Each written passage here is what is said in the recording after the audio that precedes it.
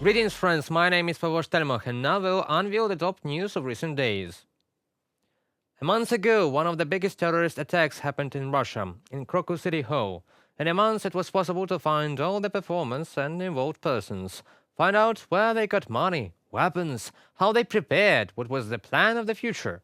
Instead, the Kremlin decided it was enough to say on the first day that the Ukrainians were to blame for everything, and that was enough. At the same time, the influence of Ukraine is confirmed only by the testimony of the detainees after torture and several photos which were allegedly found in the phones of the detainees. They can be downloaded on the internet. I almost forgot that the terrorists were going towards Ukraine, but as Lukashenko said, they wanted to go to Belarus. Only there the border was closed, so decided to go in Ukraine, which is very beneficial for the Kremlin. In general, the situation with the Crocus is very interesting because only in the first week Kremlin journalists vividly covered the events in the concert hall, and then they started talking about floods in the regions and political multivectorism.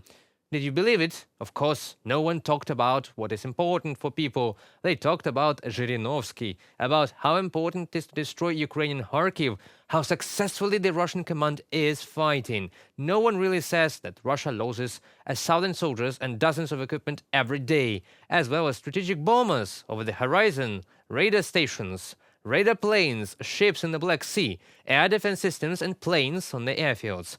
They don't talk about all this, and they don't talk about Crocus anymore, because the Kremlin has already achieved its main goal. The Russians are scared. At the same time, not by the Islamic State or other terrorists, but by migrants from Central Asia and, of course, demonic Ukrainians. After all, the terrorists went to Kiev for 1,000,000 rubles. It is not known what they would do with this 1,000,000 rubles, because Russian currency is not used in Ukraine. It cannot even be changed at exchange offices.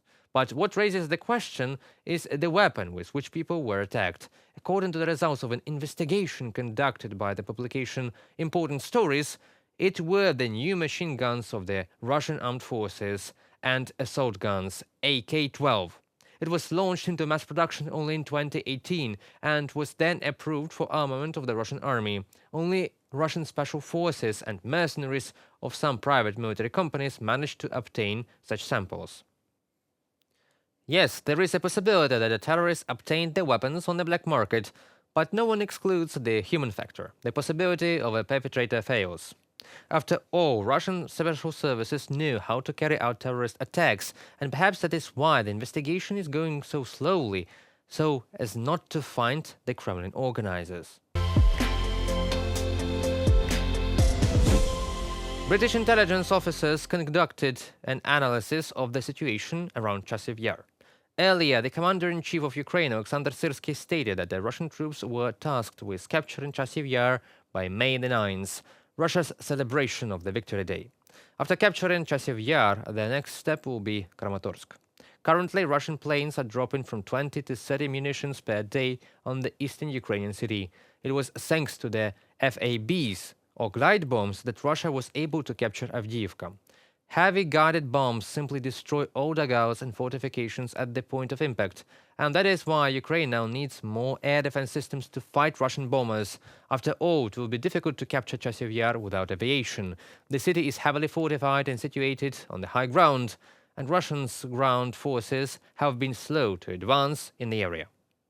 Russia wants to mobilize 300,000 soldiers by June the 1st. We are preparing for this. By May 9th, Russia expects to occupy Chasiv Yar in eastern Ukraine. I expect that we will hold out, that the weapons will arrive in time, and we will be able to repel the enemy and then defeat the plans of the Russian Federation for full-scale counteroffensive in June.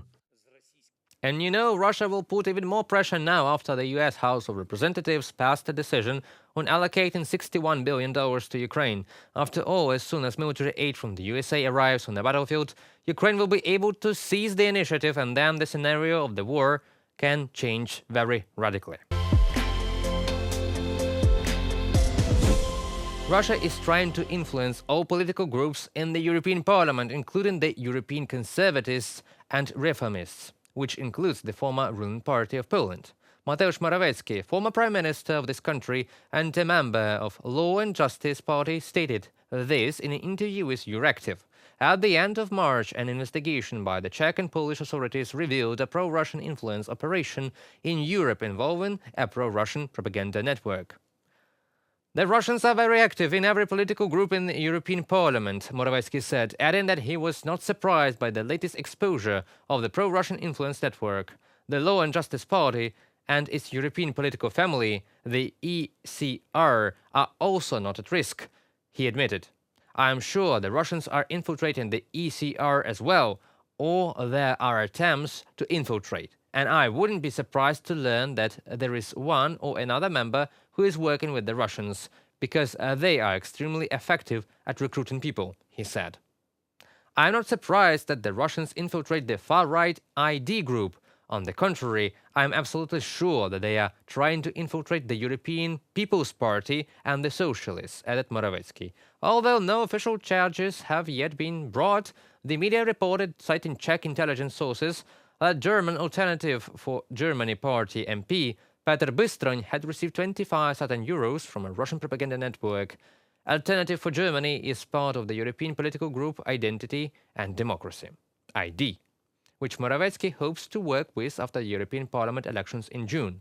In addition, the Belgian prosecutor's office is investigating the possible interference of Russia in the upcoming elections to the European Parliament on the basis of data provided by the intelligence services. However, Russia is not only trying to influence Europe. Microsoft said Russian online campaigns aimed at influencing the upcoming US presidential election have intensified over the past 45 days. However, they are now moving at a slower pace than in previous elections. Accounts linked to Russia are spreading decisive content aimed at American audiences, including criticism of American support for Ukraine, Microsoft researchers said in a report. While the Russian activity observed by Microsoft is not as intense as during previous elections, it could increase in the coming months, researchers say. According to them, the most active of these Russian campaigns is associated with the administration of Vladimir Putin. Another campaign aims to post misinformation online in different languages, which is then spread by a network of sites. That concludes our today's video. Thank you for watching. Stay updated, comment, like, and subscribe to our UATV English channel for more news from Ukraine. Your support is that really matters. Goodbye.